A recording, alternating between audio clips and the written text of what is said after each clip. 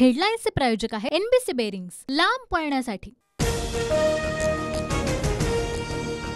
20 मेच्या पत्रकार परिषदेमुळे उद्धव ठाकरेंच्या अडचणी वाढणार, ठाकरेंवर आवश्यक ती कारवाई करण्याचे केंद्रीय निवडणूक आयोगाचे निर्देश।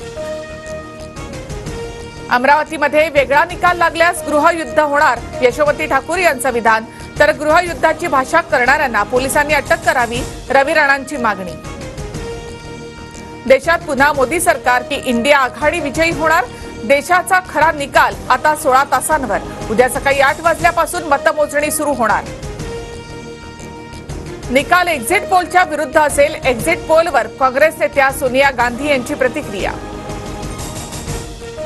सार्वत्रिक लोकसभा निवडणूक मतमोजणीसाठी यंत्रणा सज्ज, 48 मतदारसंघातील मतमोजणी केंद्रांवर एकूण 14,507 अधिकारी कर्मचारी नियुक्त, पोलिसांचा चोख बंदोबस्त तैनात। कोकण पदवीधर मतदारसंघात तिहेरी लढत होणार, भाजपकडून पुन्हा निरंजन डावखरे, शिंदे गटाकडून संजय मोरे मैदानात, तर मनसेकडून अभिजित पानसे आणि काँग्रेसकडून रमेश कीर यांना उमेदवारी।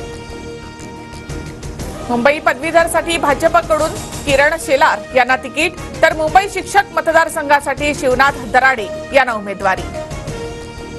राज्यातील दुष्काळाबाबत पवारांचं सीएम शिंदेंना पत्र, पाणी टंचाईमुळे बळीराजासह सर्वसामान्य त्रस्त, जनतेच्या हितासाठी संघर्षाची भूमिका घ्यावी लागेल, शरद पवार यांचा इशारा। मुख्यमंत्री शिंदे वर्षा बंगल्यावर, दुष्काळ सदृश परिस्थितीवर मुख्यमंत्र्यांची बैठक, मंत्री उदय सामंत, दीपक केसरकर उपस्थित। आयएएस अधिकारी विकास रस्तोगी यांच्या मुलीने 10व्या मजल्यावरून उडी मारली, मंत्रालयासमोरील घटना अभ्यासामध्ये गती मिळत नसल्याच्या नैराश्यामधून लिपी रस्तोगी हिने आत्महत्या केल्याची माहिती। हेडलाईन्सचे प्रायोजक आहे एनबीसी बेरिंग्स, लांब पळण्यासाठी।